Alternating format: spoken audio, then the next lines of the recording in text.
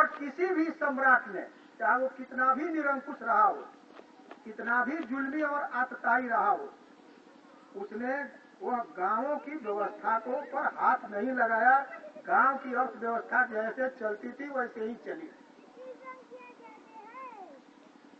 कुछ लोग कहते हैं कि यहाँ इस्लाम का झंडा लेकर मुसलमान आए, तो जब मुसलमान नहीं, उसके आने के पहले भी दूसरे विदेशी लोग आए, हुड़ और शक आए, लेकिन भारत के अपने पुराने राजा हो, हुड़ शक आए हुए राजा हो, चाहे वो बाद में इस्लाम वाले हों, कोई भी आए और राज किया तो हिंदुस्तान की अर्थव्यवस्था को नहीं बदला।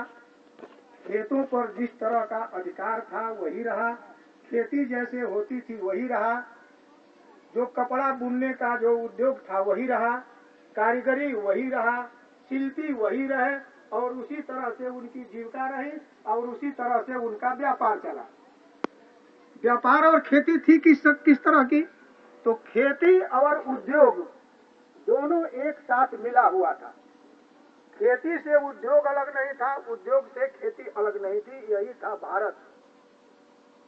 अंग्रेजों ने क्या बदल दिया? अंग्रेजों ने क्या बदल दिया?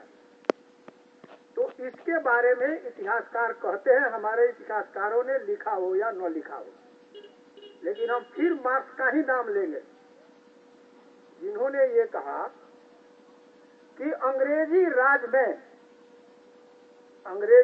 में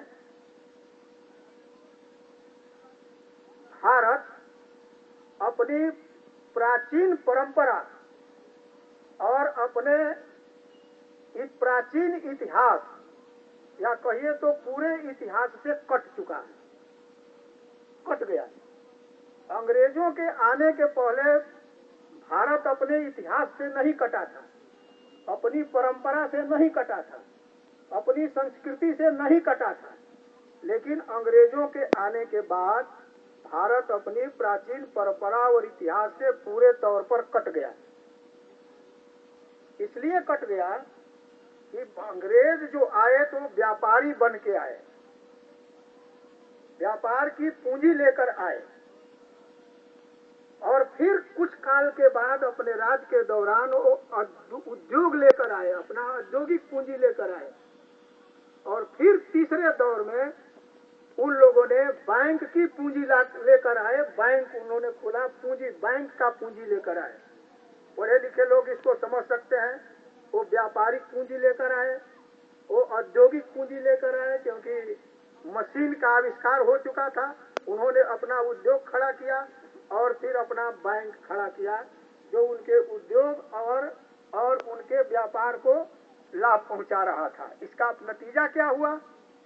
इसका नतीजा ये हुआ कि हमारे गांव में जो खेती और उद्योग दोनों एक साथ मिले हुए थे, उद्योग को चौपट कर दिया।